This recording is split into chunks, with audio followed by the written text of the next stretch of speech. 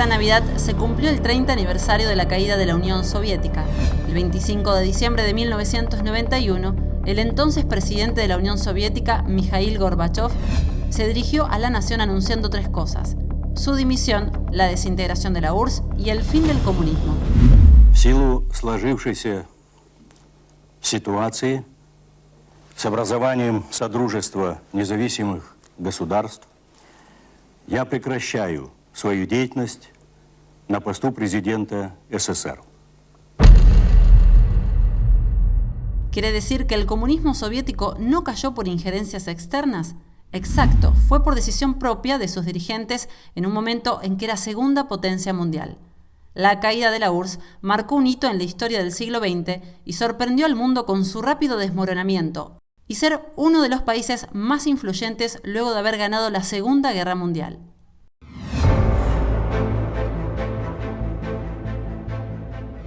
De disputarse el liderazgo mundial con Estados Unidos, pasó a caer en un proceso que desencadenó en la división de 15 repúblicas independientes. Entonces, ¿cómo fue que la Unión Soviética, un estado tan poderoso, se desplomó hace 30 años? ¿Cómo fue que el bloque socialista, con semejante influencia política, ideológica, económica y tecnológica, dejó de existir casi de un día para otro?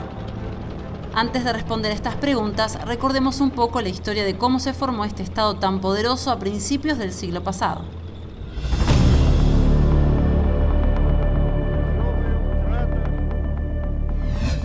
El origen de la Unión de Repúblicas Socialistas Soviéticas se remonta a 1917, cuando la revolución bolchevique derrocó al zar Nicolás II y estableció un Estado socialista en los territorios que habían pertenecido al Imperio Ruso. En 1922, luego de que Rusia sumara a las repúblicas más lejanas, se conformó oficialmente la gigantesca URSS, cuyo primer líder fue el revolucionario marxista Vladimir Lenin, quien emprendió el camino del totalitarismo. Con Stalin, el Estado comenzó a controlar cada aspecto de la vida política, económica y social, y aquellos que se oponían a sus medidas eran arrestados y enviados a campos de trabajo o ejecutados. Así se llevó a cabo una brutal persecución. Stalin transformó a la fuerza la región de un país agrícola en uno industrializado. En la base de la Unión Soviética estaba la idea de Carlos Marx, de la socialización de los medios de producción, distribución e intercambio. Tras la muerte de Stalin en 1953, los líderes soviéticos denunciaron la brutalidad de sus políticas, pero el Partido Comunista continuó dictando el destino del país. Y lo que llevó realmente a la Unión Soviética a ser una de las primeras potencias mundiales fue la Segunda Guerra Mundial. Este acontecimiento, que iba a implantar un nuevo orden en el mundo, comenzó con la URSS siendo socia de la Alemania nazi, para luego unirse al bloque aliado ante la traición de Hitler. Por supuesto, una vez terminada la guerra, la relación con un país capitalista como Estados Unidos no duró mucho tiempo. La URSS comenzó a aplicar su sistema en los países bálticos, territorio que había ganado los nazis, pero esto no gustó a Occidente. Aquí comenzó la Guerra Fría, donde la rivalidad entre Estados Unidos y la URSS duró por décadas.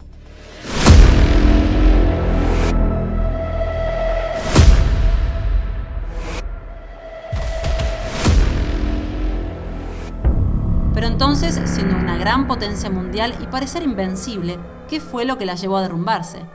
En la década de los 80 comenzó lo que sería la caída de la Unión Soviética. ¿Qué lo provocaría? Una enorme crisis económica. La productividad iba en picada y comenzaron a escasear productos de primera necesidad. Debido a los problemas económicos, se redujo la expectativa de vida de los hombres, hecho vinculado por muchos observadores al excesivo consumo de alcohol, y aumentó la mortalidad infantil. Hubo aumentos de precios, racionamiento y filas interminables para conseguir productos que escaseaban. Pero una causa determinante en el desplome de la URSS fue la llegada de Mikhail Gorbachev. Llegó al poder como un transformador del sistema soviético, pero acabó siendo su enterrador. Cuando se convirtió en secretario general del Partido Comunista en marzo de 1985, lanzó un programa de reformas.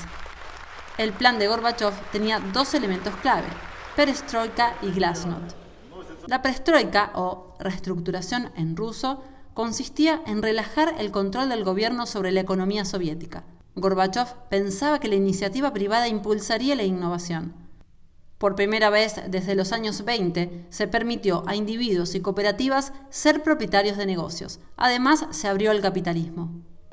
Mientras que glasnost, apertura o transparencia en ruso, consistía en eliminar los resabios de la represión estanislista.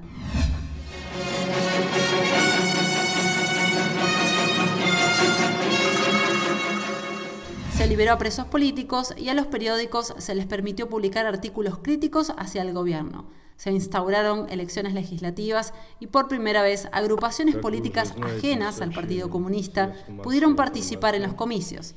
Inició un proceso de democratización.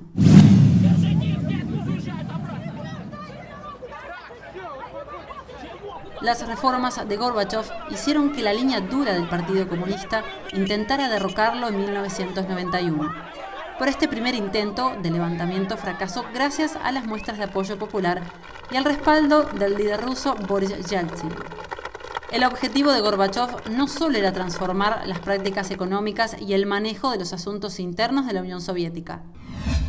También quería cambiar la manera en que el bloque encaraba las relaciones internacionales.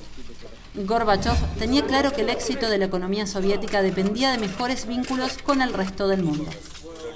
La presión desde abajo, que se materializó en un símbolo, la caída del muro de Berlín en 1989, fue lo que alimentó las revueltas contra el dominio soviético. Así comenzó un efecto dominó. Para los años 90, todas las repúblicas de la Unión habían aprobado declaraciones de soberanía nacional. En este punto, y luego de 70 años, la desintegración de la URSS era algo inevitable. El 8 de diciembre de 1991, el presidente ruso, Mikhail Gorbachov, se reunió con otros 3 líderes de las 15 repúblicas soviéticas, el presidente ucraniano y el líder bielorruso, y juntos emitieron una declaración conocida como el Tratado de Belavetsa. Allí pactaron que la Unión Soviética sería disuelta y reemplazada por la Comunidad de Estados Independientes, una confederación de antiguos estados soviéticos. Días después, 8 de las 12 repúblicas soviéticas restantes se unieron al pacto, dándole así el golpe final a la moribunda Unión Soviética. Gorbachov se dio cuenta finalmente de que había terminado una era y decidió que renunciaría el 25 de diciembre con un discurso. En su discurso de despedida reconoció: el viejo sistema colapsó antes de que el nuevo comenzara a funcionar. Y en aquel mismo instante, lo que había sido por décadas uno de los estados comunistas más grandes de la historia, se dividió oficialmente en 15 repúblicas independientes. La bandera soviética fue reemplazada por la de la Federación Rusa, al mando del que pasó a ser su primer presidente, Boris Yeltsin. En el 2000, cuando llegó al poder Putin, no ocultó su determinación de restaurar el estatus de Rusia como potencia global y se aseguró de que el país fuera escuchado otra vez en el escenario internacional.